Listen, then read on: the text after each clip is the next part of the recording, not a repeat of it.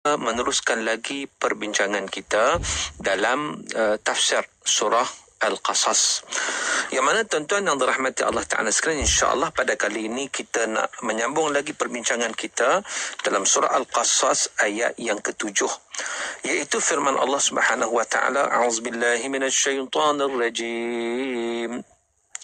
وأوحينا إلى أم موسى أن أرضعيه فإذا خفت عليه فألقيه في اليم ولا تخافي ولا تحزني إنا رادوه إليك وجاعلوه من المرسلين صدق الله العظيم. Maksudnya, dan kami wahyukan kepada ibu Musa, hendaklah engkau susukan dia. Kalau engkau takutkan keselamatannya, maka hanyutkanlah dia ke dalam sungai. Dan jangan engkau takut dan jangan bersusah hati.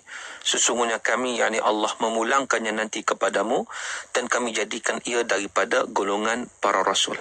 Tuan-tuan yang dirahmati Allah Subhanahu wa taala sekalian, kalau kita melihat dalam ayat ini, kita tengok bagaimana maksud daripada apa yang dinyatakan oleh Allah Subhanahu wa taala, iaitu sebelum ini, setelah Allah Ta'ala menjelaskan bahawa Allah Ta'ala pasti memberi kurniaan kepada Bani Israel yang ditindas di muka bumi, maka di sini Allah Ta'ala menghuraikan sebahagian nikmat yang diberikan oleh Allah Subhanahu wa taala, iaitu antaranya ialah bila mana Allah Ta'ala kata, dan kami wahyukan, wa auhayna ila ummi Musa, kami wahyukan kepada ibu Musa, an arda'i, susukanlah dia.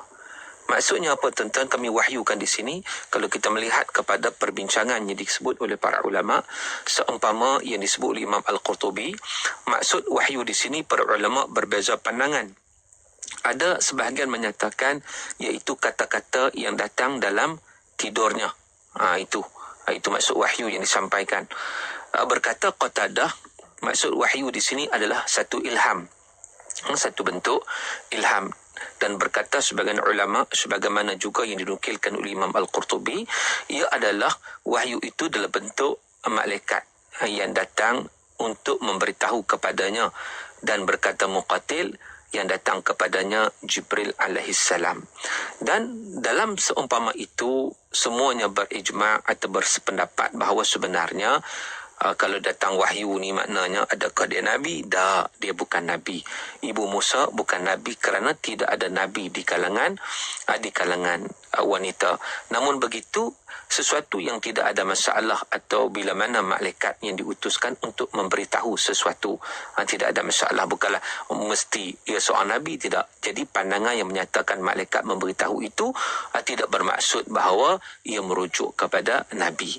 Tuan-tuan yang dirahmati Allah Ta'ala sekalian, tetapi pandangan yang lebih masyhur menyatakan tentang perkara ini adalah ia merupakan kita kata satu ilham. Satu ilham. Dan di sini tuan-tuan, dalam ayat ni juga kalau kita melihat bila mana anak itu lahir, Nabi Musa lahir, maka setiap ibu sudah tentulah rasa cemas. Ke mana anak ni, macam mana ni? Sebab apa? Sebab bila mana lahirnya dalam suasana yang kita tahu pada waktu itu Firaun telah menyuruh tentera-tentera dia membunuh bayi laki-laki. Jadi di situ tentera-tentera dia ataupun SB-SB mata-mata gelap mengadakan pemeriksaan dan penyelidikan ke rumah-rumah orang. Jadi wanita-wanita Bani Israel yang sedang hamil tak lepas daripada pengawasan, ditanya berapa bulan hamil, berapa lama lagi nak lahir. Sebab kalaulah anak itu lahir laki-laki dan diketahui jelaslah anak itu akan dibunuh di saat itu juga, di hadapan ibu dia, maka tak peduli. Kekejaman zaman Firaun ketika itu macam tu, maka tak peduli. Dibunuh depan, kalau laki-laki dia akan dibunuh walaupun mak dia menangis, ratapan mak dia, maka dia tak peduli. Jika perempuan, dibiarkan saja. Tetapi dengan kurnia daripada Allah Subhanahu wa taala, kandungan ibu Musa ni, ibu Musa ni mengandung tapi tak dapat dikesan. Perutnya tidak kelihatan. Disebut dalam tafsir Al-Azhar, perutnya tidak kelihatan, tak nampak membesar macam orang mengandung. Sebab itu ketika mana dia lahir tidak sempat diketahui oleh mata-mata gelap, oleh perisik-perisik Firaun ni. Sebab maka nampak macam dia tak mengandung pun. Jadi Allah Ta'ala mentakdirkan ibu Musa yang ketika itu mengandung tak nampak macam mengandung. Dan tuan-tuan yang dirahmati Allah Ta'ala sekalian, sebab itu kalau tengok bagi ibu Nabi Musa pula, di hari pertama anak itu lahir itu dia rasa cemas lah. Dia rasa cemas macam mana pun, walaupun tak nampak dia mengandung, tetapi lama-lama akan diketahui juga. Jadi bila dah lahir dah, lama-lama dia semakin cemas. Maka dalam puncak kecemasan itulah, maka datang petunjuk daripada Allah Subhanahu Wa Ta'ala. Tuan-tuan yang dirahmati Allah Ta'ala sekalian, dalam tafsir Ibn Kathir membawa satu cerita ataupun pandangan para ulama yang menyebut bahawa setelah Fir'aun banyak membunuh bayi laki-laki kaum Bani Israel, maka orang Qibti iaitu penduduk asal Mesir merasa bimbang akan kebinasaan bangsa Bani Israel, yang akibatnya mereka sendiri yang akan menangani pekerjaan-pekerjaan berat yang selama ini ditangani oleh kaum Bani Israel. Karena itu mereka berkata pada Fir'aun, sesungguhnya jika keadaan ini terus berlangsung, pasti orang-orang tua laki-laki mereka mati dan bayi-bayi mereka pun habis dimatikan daripada awal, sedangkan yang tertinggal hanyalah kaum wanita mereka saja. Dan kaum wanita tidak mungkin dapat menggantikan pekerjaan berat yang ditangani oleh kaum laki-laki mereka. Jadi kaum Qibti pun dia rasa risau juga dengan tindakan Fir'aun tu. Sebab kaum Bani Israel ni memang mereka ni ditugaskan untuk kerja berat lah, hamba, kerja-kerja kasar, semua Bani Israel lah. Mereka ditindas seumpama itu. Jadi kalau semua budak-budak lelaki dibunuh belaka, sampai satu ketika bagaimana orang tua pun lama-lama akan mati. Akhirnya yang tinggal orang perempuan saja yang dibiarkan hidup oleh Fir'aun. Macam mana mereka akan memastikan untuk melaksanakan kerja berat? Maka dengan sebab itulah maka pembimbang mereka kata, kalau macam tu nayalah kami silat hari bulan kami pula kena buat. Penduduk Qibti dia tak maulah, sebab dia rasa mereka ni bos lah, kita kata macam tu lah. Mereka tak mau buat kerja-kerja lebih kurang ni, tak maulah. Maka Fir'aun memutuskan untuk membunuh anak-anak lelaki kaum Bani Israel selama 1 tahun dan membiarkan mereka 1 tahun. Lalu Nabi Harun alaihissalam dilahirkan pada tahun mereka membiarkan hidup bayi laki-laki yang lahir di tahun itu, sedangkan Nabi Musa dilahirkan di tahun mereka membunuh semua bayi laki-laki yang lahir di tahun itu. Jadi Fir'aun menugaskan orang tertentu untuk mengawasi hal tersebut, juga menugaskan bidan-bidan yang memeriksa semua wanita Bani Israel.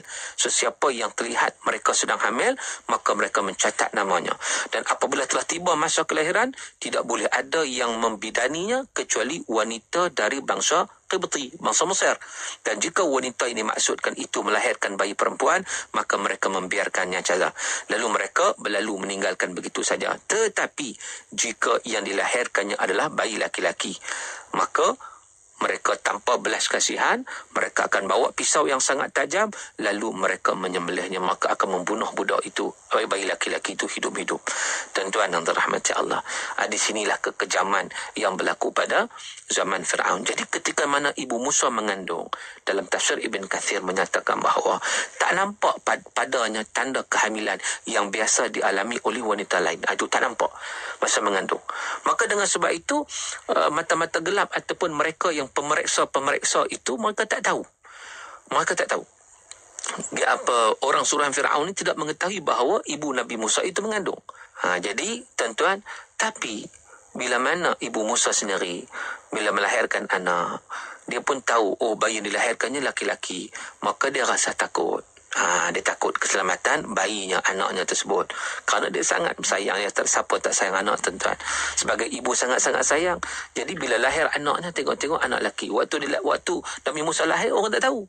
Sebab tak nampak perut ibu Musa itu mengandung. Tak nampak, tak perasan. Jadi tuan-tuan yang dirahmati Allah, maka pada ketika itu lahirnya Nabi Musa, mak dia rasa risau, mak dia rasa agak ketakutan pada waktu itu, kerana ialah takut anaknya diketahui oleh musuh-musuh ataupun diketahui oleh mata-mata gelap daripada Fir'aun, sudah tentu mereka akan membunuhnya. Dan disebutkan bahawa Nabi Musa ni ketika masih bayi, tak ada seorang pun yang melihatnya, melainkan pasti dia akan rasa jatuh hati pada Nabi Musa. Dan tuan-tuan yang dirahmati Allah Subhanahu Wa Ta'ala sekalian, Dan orang yang ditakdirkan bahagia adalah orang yang mencintainya, juga mencintai syariat yang dibawanya. Betul Allah Ta'ala sebut, wa alqaitu alaika mahabbatan minni, aku telah melimpahkan kepadamu kasih sayang yang datang daripada aku. Jadi maknanya Allah Ta'ala memang campakkan. Siapa-siapa tengok Nabi Musa, dia rasa agak, kita kata, tertarik, kan. Tuan-tuan, kalau kita lihat ya, satu perkara yang disebut oleh Syekh Sya'rawi menarik juga. Dia kata ajib, dia kata pelik. Cerita Fir'aun pelik, dia kata. Sebab apa? Sebab selepas dia suruh orang bunuh budak-budak ni, kanak-kanak laki-laki, bayi laki-laki di kalangan Bani Israel, tiba-tiba satu ketika, lepas ni akan Quran cerita, kan, Quran akan cerita, lepas ni bila mana datangnya satu peti, yang peti itu berisi budak laki-laki, dia boleh tak terfikir dalam pemikiran dia bahawa mungkin juga keluarga dia buang di sungai untuk selamat daripada diri dia, daripada Firaun. Dia tak terfikir macam tu, kan. Jadi kalaulah dia mengaku sebagai Tuhan ni, pasal apa dia tak boleh agak pada seumpama itu? Di situ menunjukkan bahawa Firaun ni, dia mengaku sebagai Tuhan, tapi dia sendiri pun tak cerdik. Bukan kata Tuhan apa, mana cerdik tu pun agak kurang. Sedangkan sebelum itu ahli nujum dah bagi tahu dah bahawa kerajaannya akan ditewaskan atas seorang bayi lelaki yang lahir di kalangan anak-anak lelaki ni, yang lahir pada ketika itu. Dan dia pun memang suruh bunuhlah semua orang yang lahir pada ketika itu. Tetapi bila datang Nabi Musa alaihissalam, tiba-tiba Nabi Musa dia tak boleh buat apa-apa, bahkan dia membiarkan Nabi Musa. Di situ menunjukkan kehendak Allah mengatasi kehendak manusia. Wa makaru wa makarallah wallahu khairul makirin. Golongan manusia ni maka merancang pelbagai rancangan, tetapi Allah juga merancang, dan Allah Ta'ala sebaik-baik perancang, tuan-tuan. Sebab itu dalam kehidupan dunia ni, tuan-tuan, kadang-kadang ada orang yang menghadapi, ialah hidup dunia ni bukan semuanya tenang, bukan semuanya aman. Ada orang suka bermusuh dengan dia. Dia tak bermusuh dengan orang, tapi orang suka bermusuh dengan dia. Ada jenis macam tu juga. Maka dengan sebab itu, tuan-tuan, satu benda yang perlu kita ambil pengajaran dan juga pengiktibaran, bahawa biarlah orang bermusuh dengan kita, biarlah orang marah kita dan sebagainya, biarlah orang merencanakan pelbagai perencanaan untuk melakukan sesuatu perkara yang boleh menyakiti hati kita. Tetapi kita kena ingat bahawa perancangan Allah Ta'ala akan mengatasi segala-gala perancangan manusia. Manusia tidak boleh merancang sesuatu yang mengatasi sesuatu yang ditentukan oleh Allah Ta'ala. Maka dengan sebab itu, kalau kita faham dalam konteks itu, kita akan banyak mengadu kepada Allah. Kita akan banyak memohon pertolongan daripada Allah Azza wa Jalla dalam apa juga isu situasi yang berlaku dalam kehidupan kita semasa hidup di atas dunia ini. Apa juga yang berlaku, kita akan rujuk, kita akan kembali, kita akan mengadu kepada Allah Subhanahu wa Ta'ala. Barulah ianya akan memberi kebaikan kepada kita. Dalam soal ini, dalam soal Nabi Musa alaihissalam, kita lihat bagaimana kehendak Allah Ta'ala. Mahu supaya dahlah Fir'aun nak bunuh kanak-kanak lelaki-lelaki, tapi Allah mahu dia dididik, dibesarkan dalam istana Fir'aun. Dan yang menarik juga bagaimana Allah menentukan ibunya yang fakir, yang hidup dalam keadaan miskin, tiba-tiba Allah Ta'ala tentukan ibu Nabi Musa alaihissalam mendapat kemewahan dalam hidup. Sebab apa? Sebagaimana disebut juga oleh Ibnu Katsir dalam kitab tafsir beliau, bagaimana Asiyah, isteri kepada Firaun, dia mengajak Nabi Musa, ibu pada Nabi Musa, dia mengajak untuk tinggal sekali di istana, dan dia memberi pelbagai hadiah, pelbagai kemewahan, sebab ibu Musa saja yang pada ketika itu boleh menyusu Nabi Musa alaihissalam, dan dia, Asiyah, tak tahu bahawa itulah ibu yang sebenarnya, ibu yang hakiki. Tapi yang dia tahu adalah ibu ni dia maknanya sesuai, nak menyusu tu sesuai. Yang lain, ibu-ibu lain tak boleh nak menyusu, ibu ni yang boleh susu. Jadi dia pun lantik ibu Nabi Musa, dalam keadaan dia tak tahu pun itu ibu Nabi Musa, dilantik ibu Nabi Musa itu untuk menjadi penyusu, menyusukan Nabi Musa alaihi salam.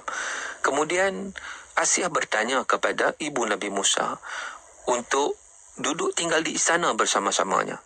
Tetapi ibu Nabi Musa menolaknya. Dia tak mau terima.